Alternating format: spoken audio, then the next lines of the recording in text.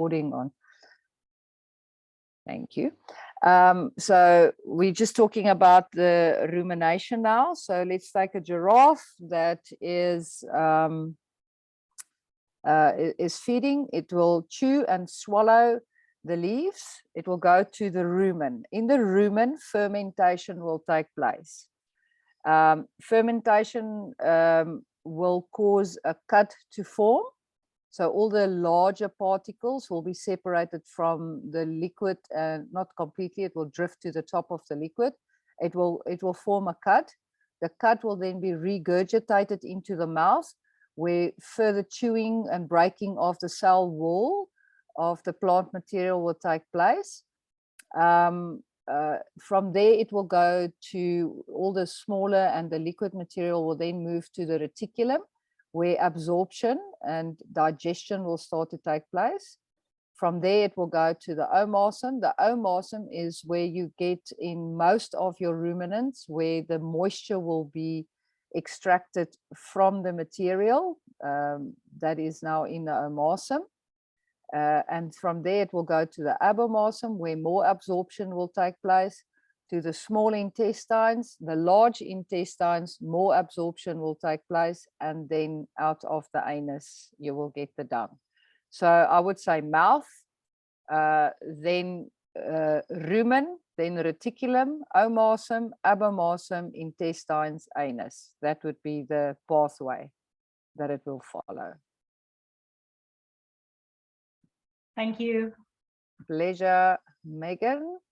Is there any important sections that you suggest that we should focus on? Megan, all of them. Every single module you will have questions on. If your question is within the modules, certain sections, that is quite difficult for the online people. The exam is not per module.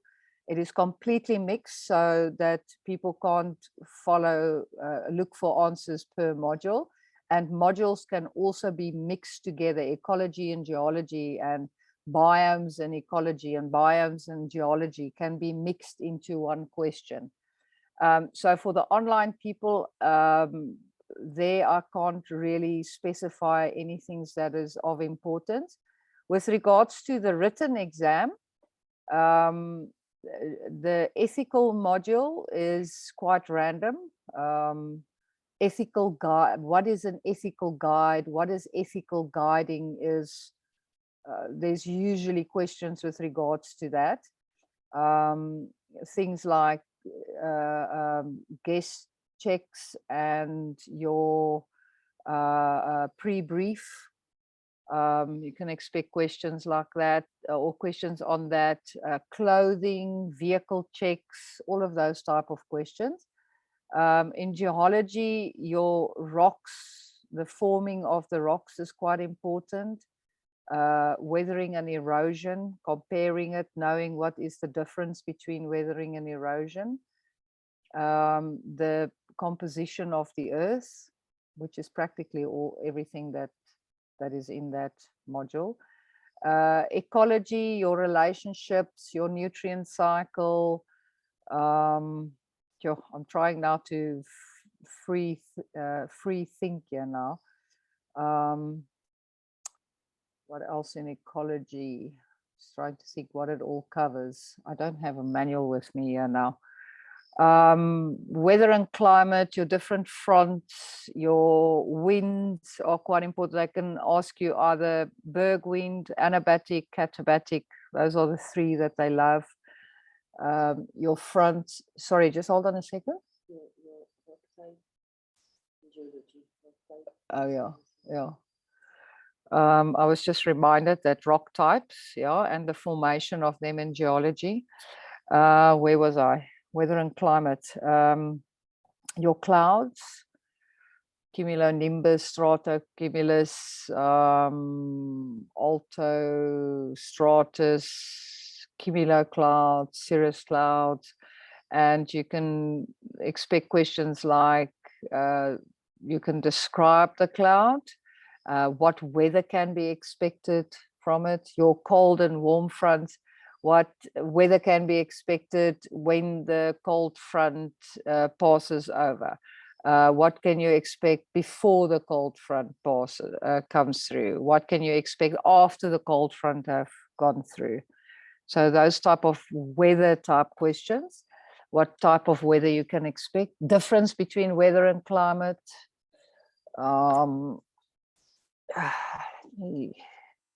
What else is there? Weather and climate. Astronomy. Definitely know your planets in order, because you can get different questions with regards to that. Constellations, yes. Southern Cross, Scorpion, and Orion. Please know all the star names in all those constellations. You can expect something like Antares. In which constellation will you find that? What are the names of the stars in the pointers of Southern Cross? Those type of things. Then your different tides, spring and neap tides. What is a galaxy? What is a solar system? What is the difference between a planet and a star? During which months will you see certain constellations? What is the name of our galaxy? Those type of things. What is a blue moon? So those type of questions. Ecology, your relationships, your nutrient cycle, your trophic pyramid. All the definitions that is in there is quite important. Biomes, your flagship species. Where do you find certain biomes? Biomes that have all year rainfall, biomes that have winter rainfall, summer rainfall. I've already said, where do you find them?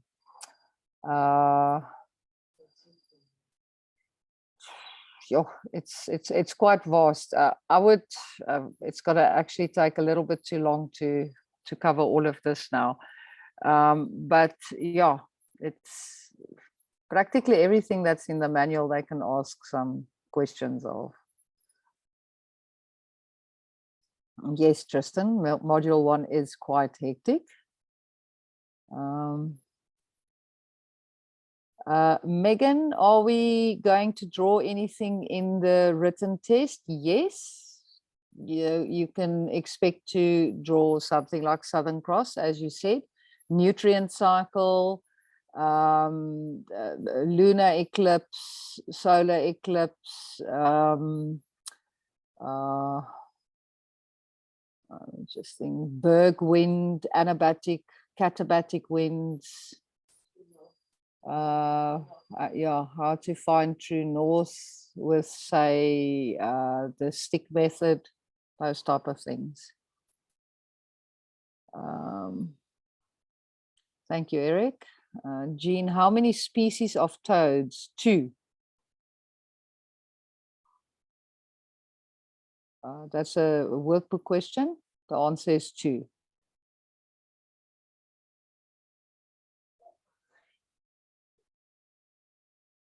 Nicole, what is the functional aspects of an ecosystem? Those are things like the cycling of nutrients, limiting factors. I think there's 4. It is in the manual. Emmeline, yes. Can you just quickly look in that drawer for me for the green manual, please?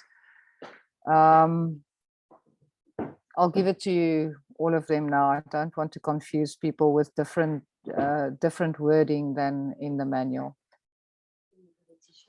Thank you very much. Sorry, I have to try and find it in the dark.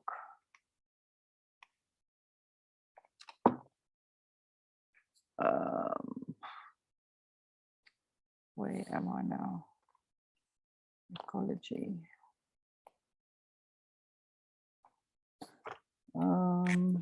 Should be here somewhere.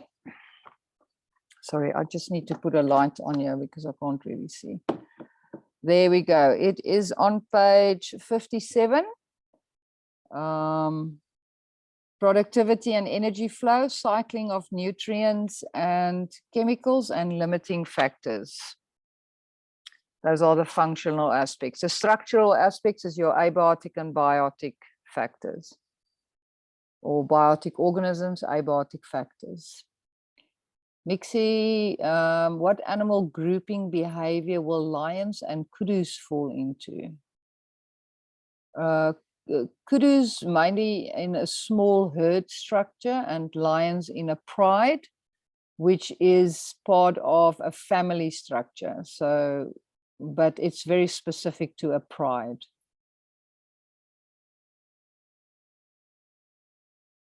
Okay, I think I went through all the questions now. Is there anything else? Specific questions? If there is nothing, then I can maybe continue with that list of important, or not important, of just type of questions that you guys can expect.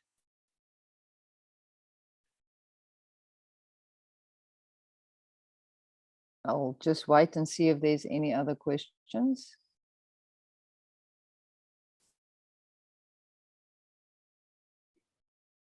Letitia? Yes. Sorry, Wesley. Just a quick one on the morning of the online exam. Yes. In terms of logging on, getting Yeah. online, do we access the exam portal through Fagaza's website itself, or is there a separate link that will be emailed out to us? They will send you logging information via email. Okay, brilliant. And you will click on that, and that will take you to the site, and Right. and then you will log in from there. Okay, brilliant. Thank you. It's a pleasure. I see another question here from Nicole. What does the family Mustelidae and Vertebrate have in common?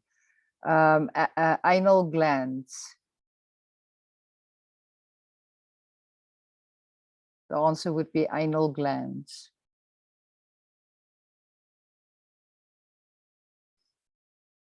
If the question is for 2 marks, it will be anal glands for scent marking or defense. Mustelidae is specifically for defense, and Vertebrate is for scent marking.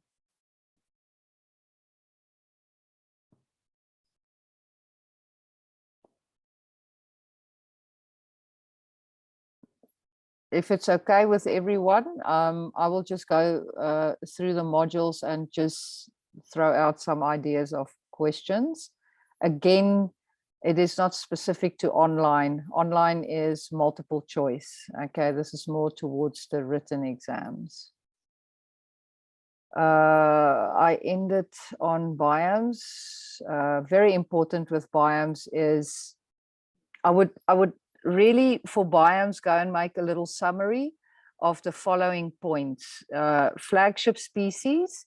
So flagship species with regards to plants, mammals, bird species, and plant species. Snakes, yeah, your especially forest and the coastal belt, which is the same snake. They just call it a adder in the one, and a viper in the other one, which is actually the same snake. A flagship species, then where will you find it? And anything like, for example, the flightless dung beetle and adder, the thicket areas, those type of, if they mention specific insects in that description of the biome, that's quite important. There's a question. Let me just quickly read the question. Please, in the behavior model, there are some footprints in the form of little flames. That is of a tortoise. The answer is tortoise. Okay, taxonomy. Definitely be able to define taxonomy. You need to know what taxonomy is. Must be able to, and it is the The theory and practice of naming and classifying organisms. If you write that, you get full marks. Hope you all got that. The theory and practice of naming and classifying organisms. With taxonomy, you need to know binomial nomenclature. That is the way that scientific names are written. You need to know what languages are used. You need to know the hierarchical order. So kingdom, phylum, that's very important to know the order in which these ranks fall. So kingdom, phylum, class, order, family, genus, species. Please know that. Know what is the difference between a subspecies and a genus. Genus, genetically not the same, and therefore they cannot interbreed, whereas subspecies genetically are the same and therefore they can interbreed.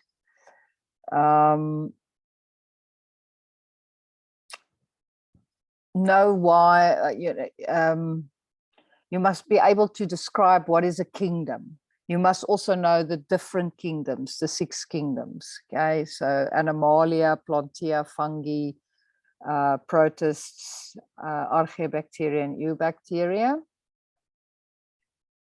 Let me just see. No, there's no question now.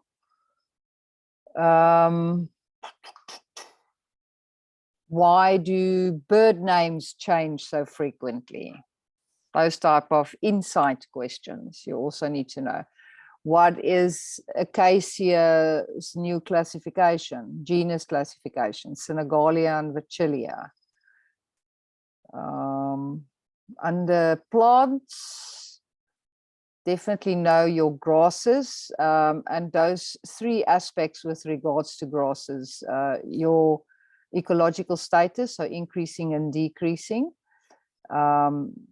what those different ones, what are the impacts that causes that to happen, your palatability, and also your succession. You need to know what is succession. You also need to know the succession stages and what these stages actually mean within the ecology.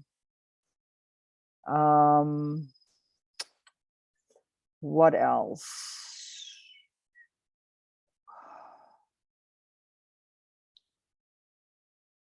Your different felt types, the sweet felt and sour felt and mixed felt, and also know where you can find them. Mixed felt is just a combination of sweet and sour felt, and know where you find sour felt, where do you find sweet felt, and how they react to overgrazing, for example. What is their palatability throughout the year? Definitely know photosynthesis. It's very important. That's what makes plants plants. Know what takes place during photosynthesis, what is produced from photosynthesis, what is the byproduct from photosynthesis. Know what is facilitation. For example, the blue wildebeest that eats the short grass, the zebra that eats the tall grass, so that the blue wildebeest have the shorter grass to feed on. What is annual plants? What are perennial plants? What is the cambium, xylem and phloem? Those type of things with plants are quite important. Arthropoda. Our arthropods, definitely the life cycles, very important. Then the general description of an insect, the arachnid and the myriapods, your millipedes and centipedes. So how many legs do they have? How many body parts do they have? You must be able to have know examples of each. As I said, with the life cycles, also what does the life cycle entail? Egg, young, adult, or egg, nymph, adult, or egg, larvae, pupa, adult, and then also examples of those life cycles. You can get general questions. What do African civets feed on, for example? Millipedes. Not only, but that is their preferred food. What else? Ticks. There's definitely some questions with regards to ticks that's coming in now into the exams. So, like for example, what is the Haller's organ in ticks? Why does a tick have a soft body? How many legs does a tick have? And please go and look there, because the larval stages of ticks have only 6 legs. So read the question carefully. Where the adult stage have 8 legs. What makes a spider unique to other arachnids? For example, the pedestal, that little neck between the cephalothorax and the abdomen. What makes scorpions different to other arachnids? Sorry? Solifuges, why are they not true spiders? I've got a question here. Does tortoises and terrapins have beaks and not teeth? Yes, that is correct. They do not have teeth. They have a beak. Well done.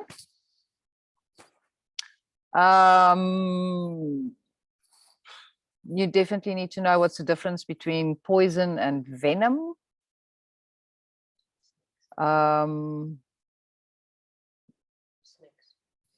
Yeah, I'm not at reptiles yet. Spiders, know the suborders of spiders, the araneomorphs and megalomorphs, and what it actually stands for. Fish, we move on to fish. Fish senses, so sense of smell, hearing, eyesight quite important. Fish teeth and what they feed on. Young fish, colors, defense mechanisms, aposematic colors, but more counter shading, fish eggs, the jelly covering in fish eggs, the importance of that. Sorry, size and speed that they swim. What influences the growth of a fish? There's a couple of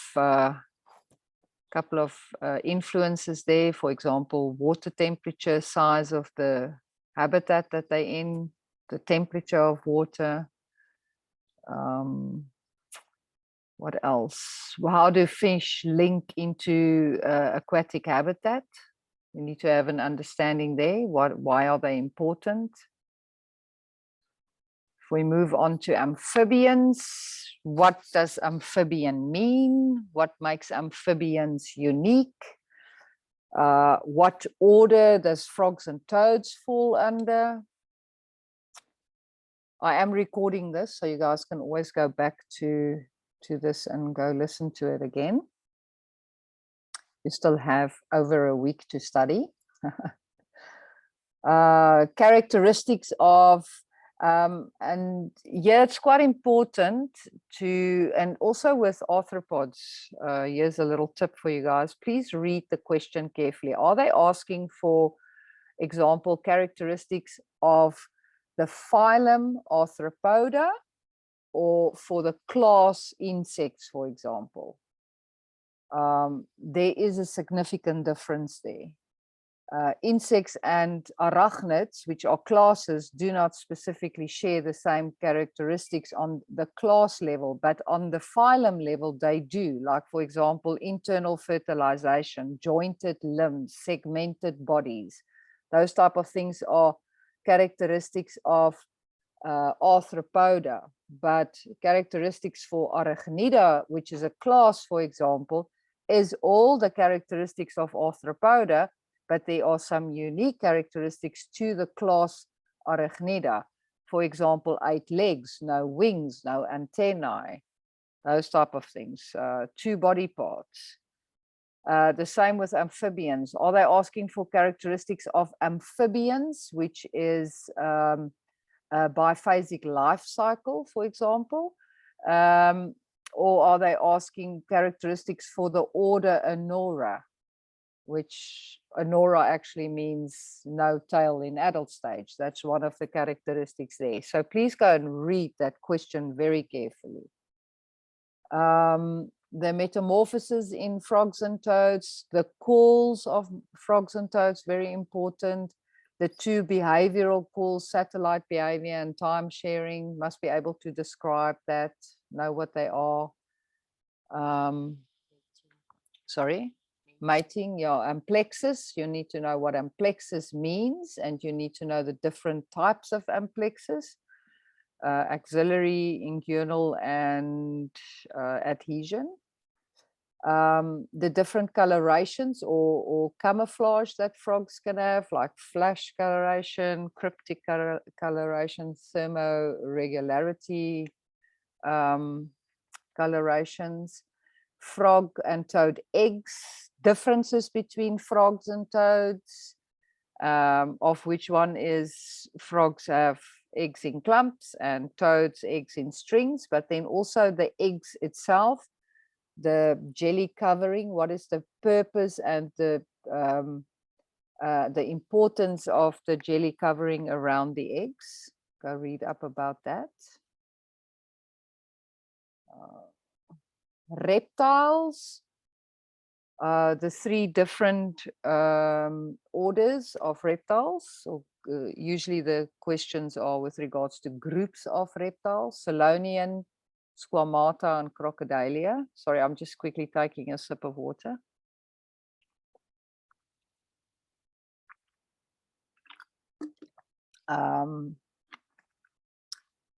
Especially with snakes, the different fang structures and the venoms, and also look into the snakes that have combination venoms like neurocytotoxic venom, like for example the rincals, or the Mozambique spitting cobra that has a cytoneuro, so more cytotoxic than neurotoxic.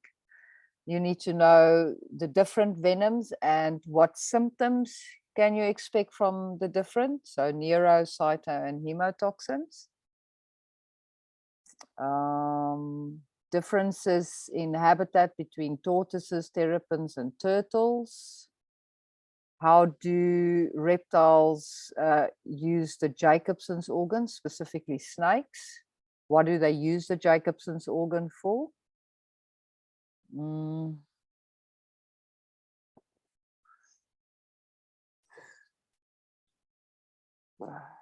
Sorry? Hearing? Why can't snakes hear airborne sound? You guys have no idea what interesting answers I get to that question. They do not have ears, guys. That's the answer. Evie is just also reminding me of things that are of importance. Okay, birds. What makes a bird and not a mammal? Feathers. The different diets, the different nests of birds, and yeah, guys, they can really ask any bird. Okay, it's usually quite well-known birds. It won't be something like the Cape grass bird, although they probably can ask that, but it's usually quite well-known birds that everybody from any biome will be able to answer. Foot structures in birds, your passerine, near passerine, and non-passerines. From a photo, like for example, just the foot structure, or from a bird. You can get a picture of a bird and say, by looking at this bird, how will you know what this bird is feeding on? And then let's say you say, okay, the beak, and then looking at the beak, what does this specific bird feed on? And let's say it's something like a shrike, because it's got this little hook in the front, it will feed on other larger lizards, smaller birds, small snakes, insects, so they're more carnivorous. Or if you're looking at something like a blue waxbill that's got that small little triangular stumpy beak, they feed on seeds. What else? Young birds, they can hatch in different ways, precocial, artificial, be able to give examples, must be able to explain what the two mean. Brood parasitism, very important. No, there's a block on page, let me quickly see, where is that page? Page 172, that is the new green manual.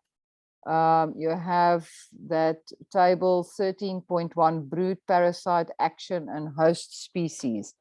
You need to know some hosts of the brood parasite, and you also need to know what do they do to the chicks of the host. Okay, there's a question here. Let me just quickly read that. How would you know that an eagle is considered a true eagle? There's a couple of characteristics for true eagles. The one that most people use for this answer is feathers down to the claws, with the exception to the fish eagle, which doesn't have due to its habitat that it feeds in.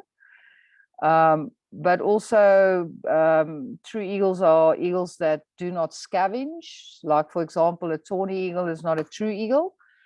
It is an eagle, but it's not a true eagle because they do scavenge. It is birds that reach sexual maturity at the age of 8. These are just generalized characteristics to a true eagle. Okay, Cain and Abel syndrome or siblicide, same thing. Or Cainism, also the same thing, where siblings will actually kill each other. So true eagles lay 2 eggs, 2 weeks apart, more or less, species dependent or species specific, and the first chick is usually the only one that will survive. The second chick is usually it's still too young, and the first chick doesn't like its new sibling. What does that help you, Nicole? But the answer, feathers down to the claws, is sufficient. I did mention nesting in birds. All the different types of feather care, specifically to bathing. So water bathing, sun bathing, dust bathing, preening. Also, you need to know what is preening, and allopreening, when birds are preening each other. Mammals, let's move on to mammals. What makes a mammal a mammal? Same question as what makes a bird a bird. Mammary glands. That makes a mammal, not a bird a bird. The foot structures in mammals, quite important. The digestive systems, which we've already covered, ruminant. Sorry? Grouping behaviors. You can get a table, for example, for those that are doing the written exam, with different animal species on the one side and different grouping behaviors on the other side. And you need to link the two with each other. Sorry? Teeth. Oh, phlegm and gremlins, yeah, the facial expression with the Jacobson's organ. Remember, with your reptiles, most of your reptiles, they use it to taste the air, to pick up chemicals, to find food. Where with mammals, the Jacobson's organ is used for mating purposes, to pick up on pheromones. What do certain, so again, also you can have a table with different animals, and then what are their dietary requirements, like carnivore, herbivore, bulk grazer, mixed feeder, piscivore, fruitivore, omnivore, those type of things that you must be able to group them together. Certain types of diets like coprophagy, geophagy, osteophagy, you need to know. Either give you animals that will chew on bones, what is the term for that? Or describe what coprophagy actually mean, and give an example of an animal that will have that type of diet, and what is the purpose of it. Okay. Food structure, I've said, digestive systems. And then you can have all kinds of random questions, like what is the largest rodent in Africa? How do pangolins transport their babies? Those type of things. On carnivores, what are the carnational shears, and what is the purpose of them? Near-ungulates. What are the characteristics of a near-ungulate and examples of a near-ungulate? Okay, animal behavior. Why is it important for a guide to know about animal behavior? How can it benefit you in guiding? Safety is always a good answer there, depending on how many marks it's for. Okay, through animal behavior, you can predict behavior of the animal, and therefore keep the animal and your guests safe from, say, a charging elephant. Can also help you. You can also use animal behavior to explain to your guests. It's probably the best thing that you can do for as a guide, and that is explain animal behavior, because that is what everybody is interested in. Water requirements of animals. Your animals that don't drink water, your mobile water dependent animals, and your static or just normal water dependent animals, like for example impala, and mobile would be a buffalo.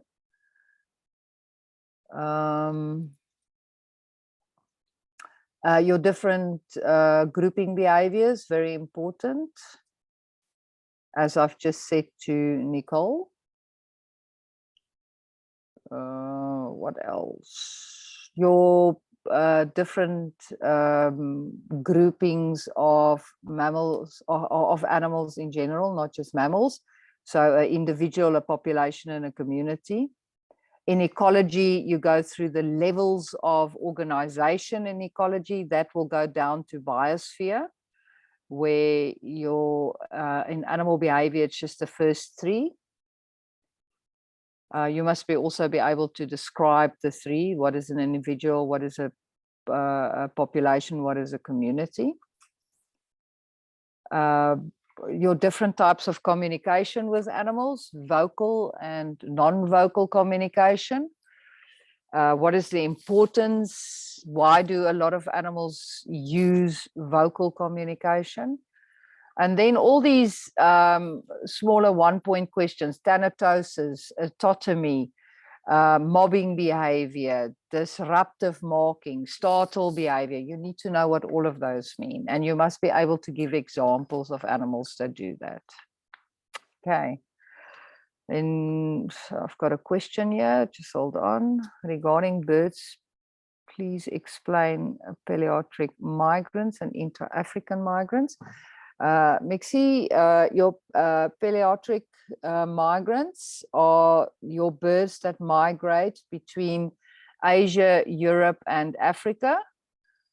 And your intra-African migrants are birds that migrate within the continent of Africa. So example of a palearctic migrant would be something like a white stork or a European roller, for example, and intra-African, your woodland kingfisher or your yellow-billed kite.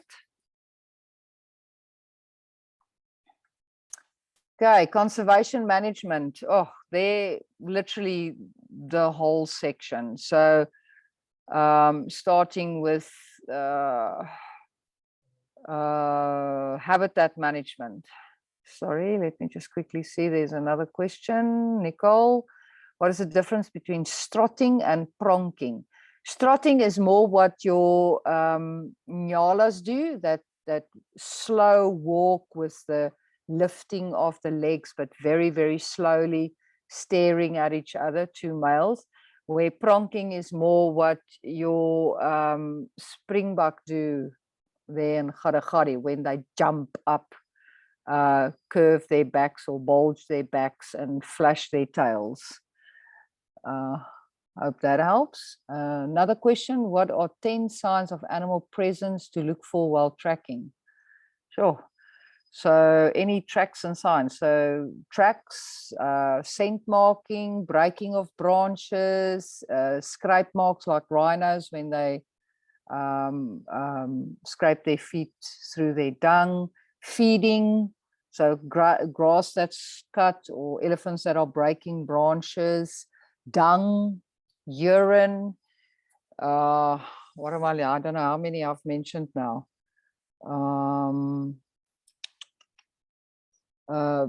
They're not specifically asking here just for signs on the ground or anything. So even things like alarm calling or territorial calls, so vocal calling, aggressive calls like growling will tell you that there's a lion or a leopard around.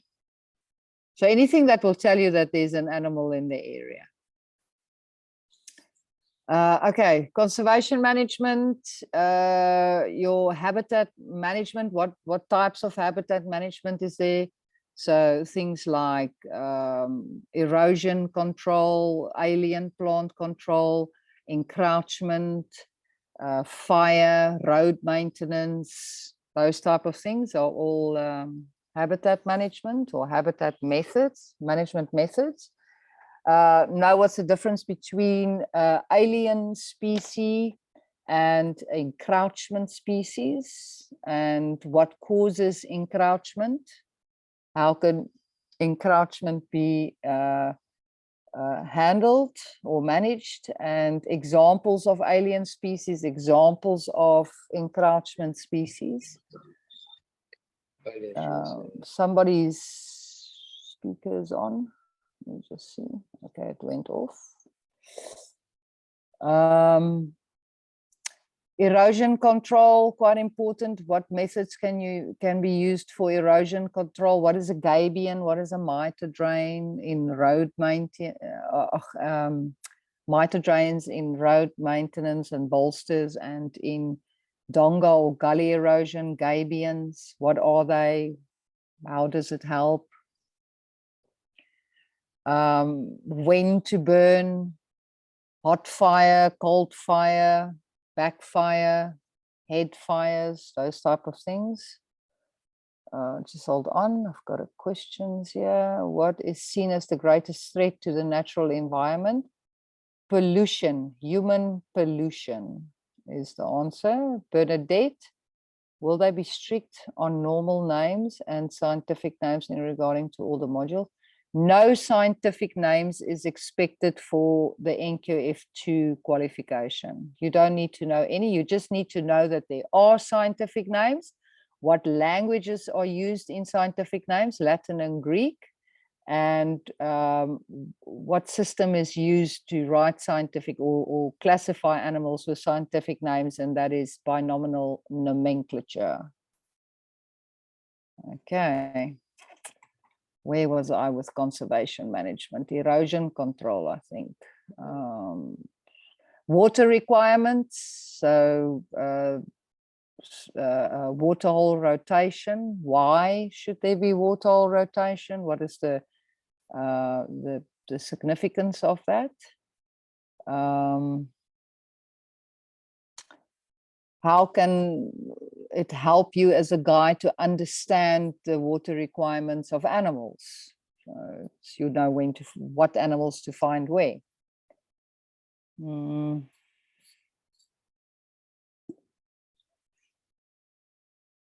Historical human habitation. Conservation management and historical human habitation is it falls under one module. So the historical human habitation is usually not a very big part of that. It's 10 marks for the two, and there's far more questions to be asked in conservation management. Historical human habitation, you should know a little bit about South Africa, like how many official languages do we have? And then in historical human habitation, your different ages, so your early, mid, and later Stone Ages, and then your Iron Age. You should know the tools, you should know when they occurred, you should know examples of areas that you can actually go and see these areas that represent those time spans or eras. You must know what is a transfrontier park. You must have examples of a transfrontier park, and the same for biosphere reserves. Okay. You must be able to explain what is a biosphere reserve and give examples of biosphere reserves. The significance of archaeological sites. Why is it important? That's about it, I would think. Let me just see if there is more questions. Which group of people who are still around today are considered the last link with the Stone Age? The Bushmen. They directly coming from the Khoisan.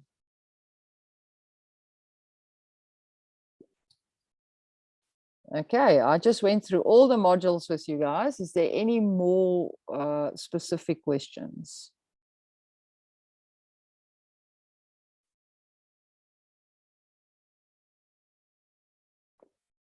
I still have lots of time, so I'm not trying to hurry you guys. It's anyway load shedding. Don't really have much else to do.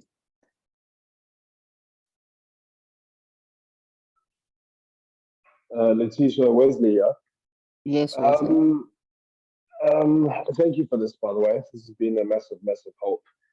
It's a One pleasure. last question from my side. Yes. It might sound a little bit silly, but there won't be any trick questions, so to speak of. I mean, you know, they're not essentially here to catch us out. I mean, they just want to test and just realize that we actually know what we're talking about. Am I right? You're 100% correct. Yeah. The definition of a trick question is quite open-end. If you don't know the answer, people tend to think it's a trick question. But yeah, they won't ask you a question which a self-study student couldn't get from a manual. Okay, perfect, 100%. Thank you. If you know your manual. And just a tip, guys, don't think just studying your workbook is going to help. Okay, about 30% of the questions come from the workbook. So you're not going to pass by just knowing the questions from the workbook. That is just for you to test your knowledge, to make sure for the assessor that you actually did go through the work, and to give you some kind of idea of questions. But a lot of the questions in the workbooks are quite broad, and it's 8 and 10 and 12-point questions, which you will never get in the exam. The exam questions is for a written exam, most of the time 4 marks the most, and then these type of table questions where you have to compare column A to B can be between 8, 9, 10, but then it's a variety of questions.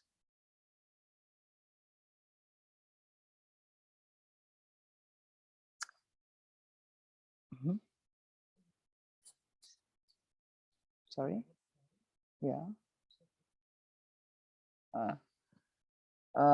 It's just reminded about the crocodile in reptiles. Which part of its mouth is moving and why do they lie with their mouths open? Wesley, with regards to your question, there can be general knowledge questions, like, for example, the crocodile thing. Okay. But I do even think that they mentioned that in the manual. Okay. All right. Thank you. Yeah, they're not going to suddenly ask you a question out of Beat About the Bush. Not everybody has money to buy those books. It will come out of the 2 manuals that you got. Okay. Thanks a lot.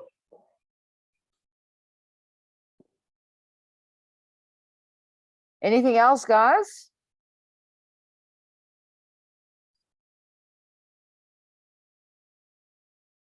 You guys are also welcome.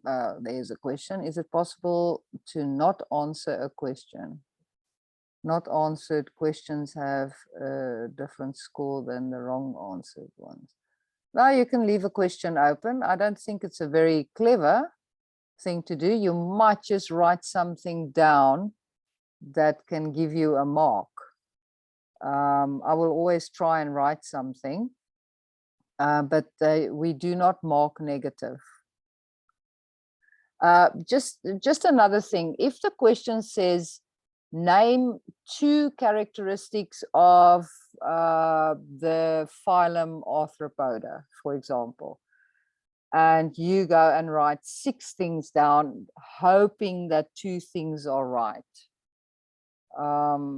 That becomes quite suspicious. If you've got 2 things in the 6 right and the other 4 is wrong, you're going to get examiners that's going to mark that wrong. That is forcing negative marking, but yeah, you're not getting minus marks because you didn't give an answer.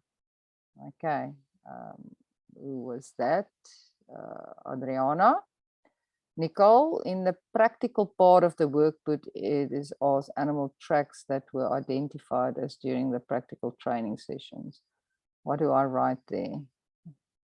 The practical part of the workbook is for yourself. That never gets marked. It's only the theoretical part that gets marked before you do your practical assessment.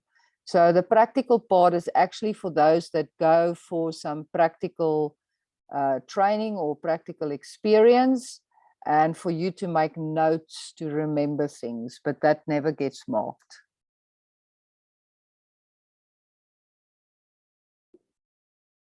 Pleasure.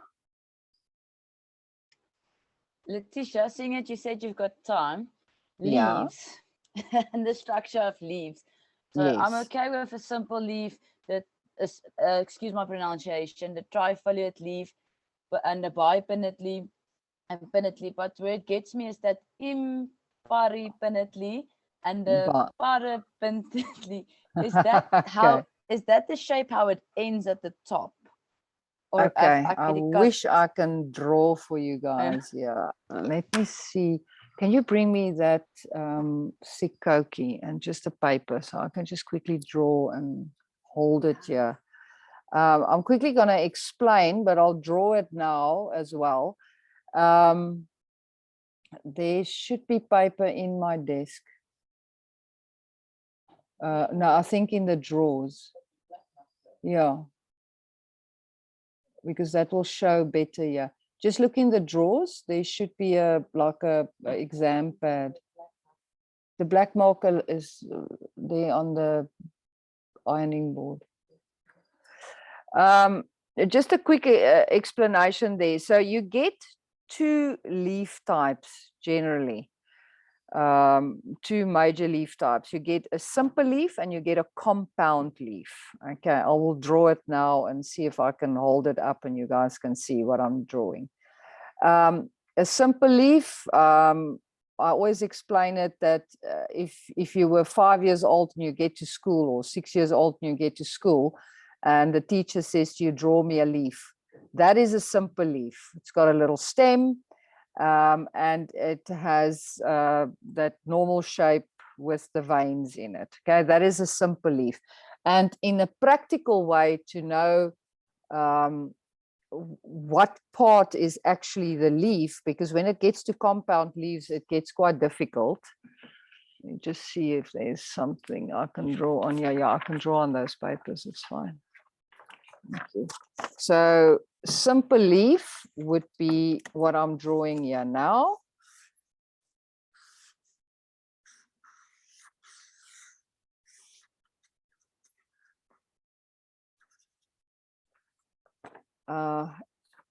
Can you hold the light here, because it's so dark? I don't think people can actually see what I'm drawing here. There we go. Can you guys see that? Okay, so that is a simple leaf. Now, in a practical sense, if that is the branch there, that is the leaf stem, or also named the petiole, and that is your leaf over there. There's your veins, your mid vein and your lateral veins. This little bud here is called the axillary bud. And the axillary bud is where you will break off. So if I go to this leaf now and I see there's the axillary bud and I break it off, I will hold this whole thing in my hand. That is a simple leaf. When we talk about a compound leaf,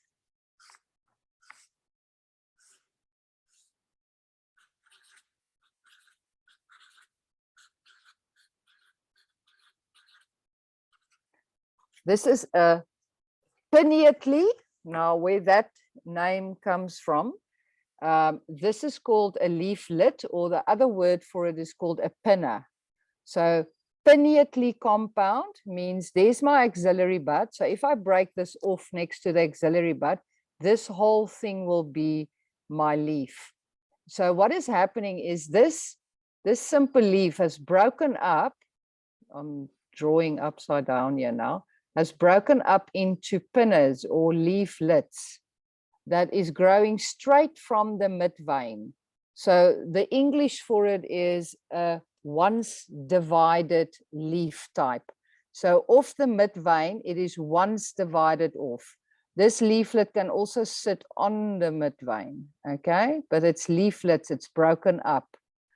If we then look at the other one, the bipinnately compound, let me just get some more paper here.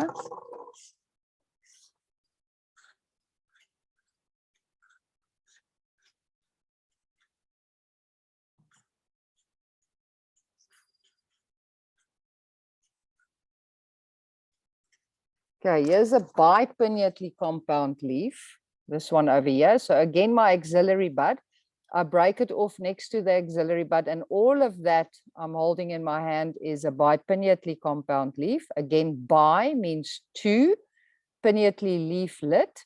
So in English, that is a twice divided leaf type. So off my mid vein, I have another growth, and off that growth, that's called a rachis. Off that growth, I have leaflets growing off that. So once and then twice divided. Okay, and then we get all the others. They are all compound leaves. I'm just getting you guys another page. There we go.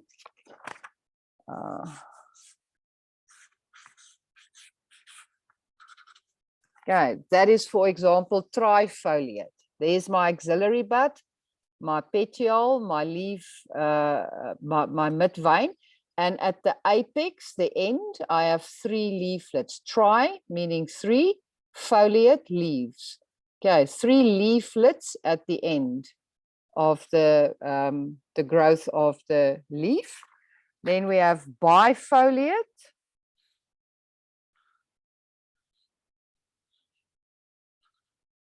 For example, the mupani, the best Mupani I can draw for you. So bi meaning two. So at the end, at the apex, I have two leaflets. And then palmate.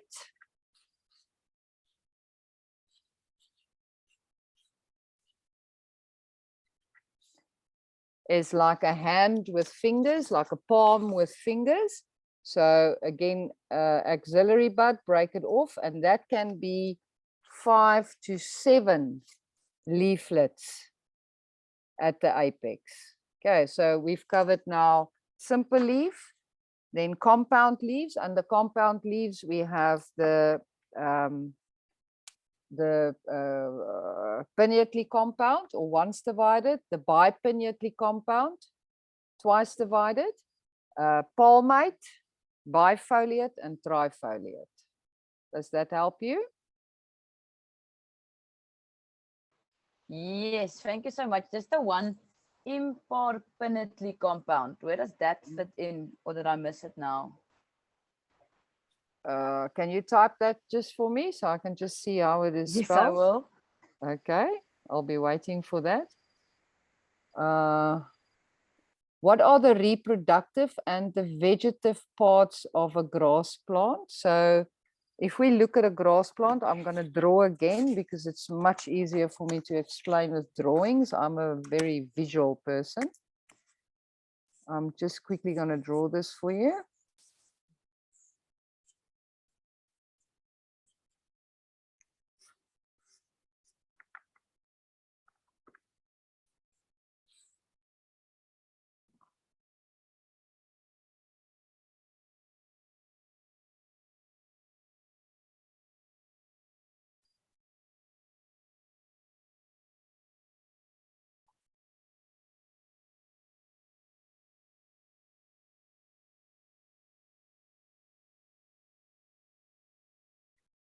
Okay, so I will get to, can you just shine here for me again, please? Okay, so there's my grass plant. This part over here, the inflorescence that has the seeds, the flowers, the spikelets, all of those things, that is your reproductive part of the grass plant.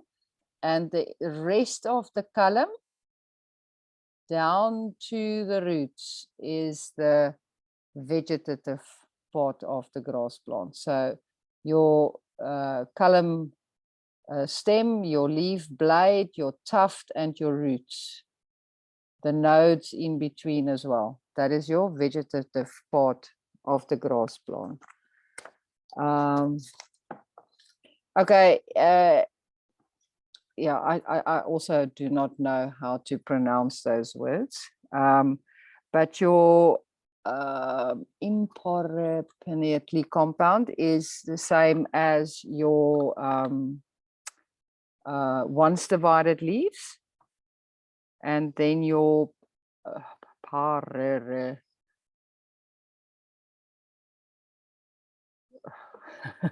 I wish I can know how to. Maybe we must get some English lessons as well. I'm just quickly looking this up because this is just other ways of naming the same things. Will they ask if the bipinnately compound leaves and that, will they give examples of it in the oral exam? Not just explain what it is, but Are you asking if you have to give examples of pinnately compound and bipinnately compound? Is that what you're asking? yes. Yes, I can ask you that. So simple leaves are things like any of your combretums, any of your bush willows. They all have simple leaves. Bipinnately is all the acacias, your Vachillias and your Senegalias, the new names for acacias. For pinnately compound, marula, false marula, weeping boerbean, those type of ones. Okay, thanks. It's a pleasure. I'm always back with you, Mixie. Not a problem.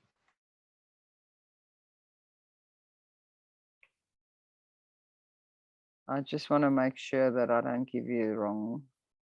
No, that's definitely not it.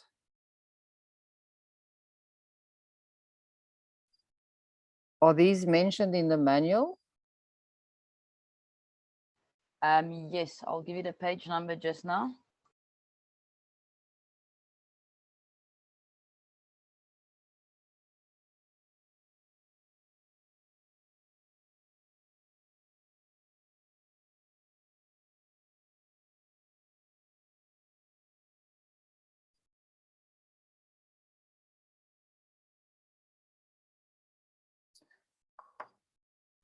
Just want to see if this has anything to do with the, okay, now I've got it.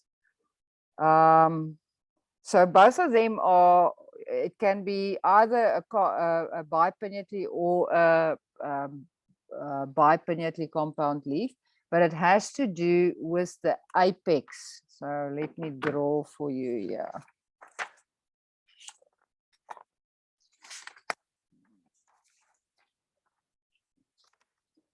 So I'm just going to draw a pinnately compound now, once divided.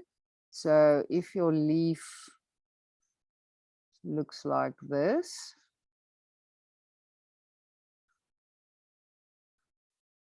and I can't draw for the life of me, or like this.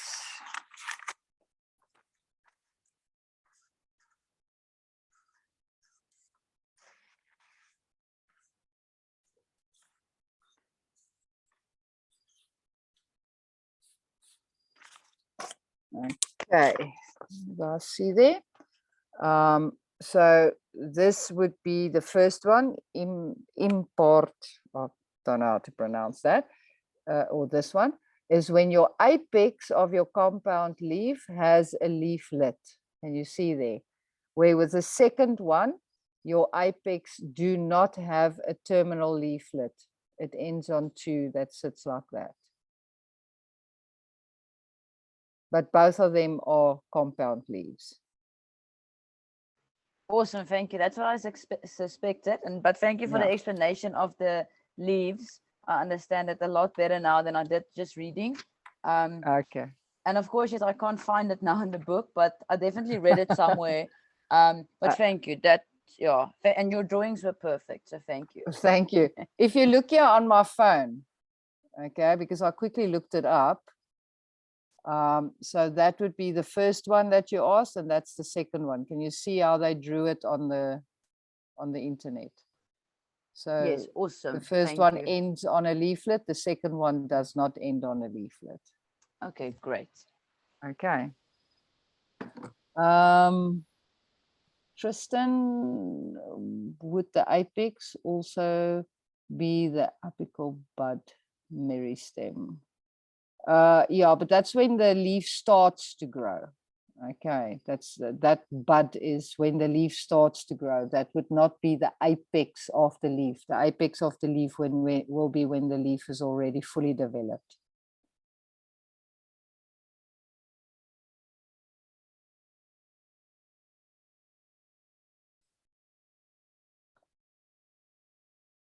Pleasure. Anything else, guys?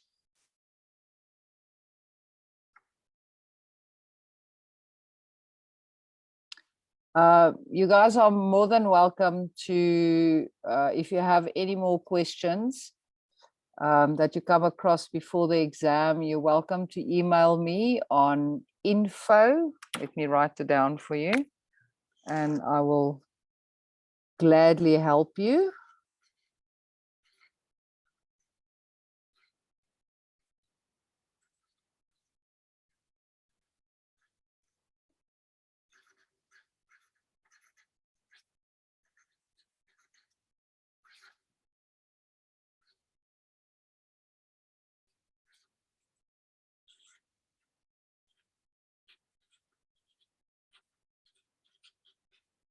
Okay, my name is Letitia. There's my email address. info@campfireacademy.co.za, and there's my telephone number if you want to WhatsApp me, 082 372-8751. So if you guys have any other questions before the exam that I can assist you with, just pop me a message and I'll try my utmost to help you. Okay. Are we good for the night, or is there any other pressing questions? Thank you very much, Concession. Much appreciated. It is a big pleasure, and I wish you all the best for the exam. Letitia, Yes. sorry, sorry, I'm talking a lot. No, that's no problem. Am I allowed to ask you about the practical? I'm just, so I'm doing it online. I'm doing the course online, writing the exam online. And Yes. I want to do my practical, but I'm a Yes. full-time school teacher, so I can't take off for very long. So I Yes. read up on Vergaza, they said that you can get an assessor in a place and then you Yeah. get assessed. Is that true, Yes. or how does that work exactly? Okay, for your practical, depending on how much practical experience you have, Okay. I would always recommend for you to get some sort of prepping. I Okay. always recommend, let's say people want me to assess them, I at least ask for 2 days prior to the Okay. assessment, just to get you familiar with the area. If you are in an area where you want to get assessed, Yes. and you are familiar with the area, then that is okay. But a lot of people come to me and say, can I come to you and then you assess me? But then they get into a place that they've never been. They, you know, it just put the stress levels much higher. So I always recommend, come settle in, come for 2 days. Let me do a prep with you, walk the area, but drive the area so you can get familiar. And then the stress levels are not that high during the assessment itself. Obviously, the longer you can get a prep, the better, but I do understand financially and work commitments that people are not able to take off weeks to go and get some experience. But just remember, you're investing either in a knowledge base here, or you're investing into a new career. So if you're going to invest in it, then, you know, do as much as you possibly can. And you guys do like that, if I arrange with you like the 2-day prep at your Campfire Academy? Yes. Okay. Yeah. Awesome. Absolutely. Okay. You can just contact me on that email and I can send you the information through on our practical prep sessions. Thank you so much. But I think I just need to pass the theory first. Then you'll think about the practice. Yeah, let's concentrate on the theory, and then we can tackle the practical afterwards. Thank you very much, and thank you for this session. It's a big pleasure. Thank you, everyone. I really enjoyed your questions, and I'm glad that I could help. And please do feel free to pop me some questions if you guys need some more help. Okay. Thank you, Natasha. It's a big pleasure. Thank Thanks very you. much for the advice and everything. Thank you. It's a big pleasure, guys. Have a nice evening. Thank you. Bye-bye. You too. Thank you. You too. Bye-bye. Thank Bye. you. Bye. Ja. Ja. Ek het die 1.5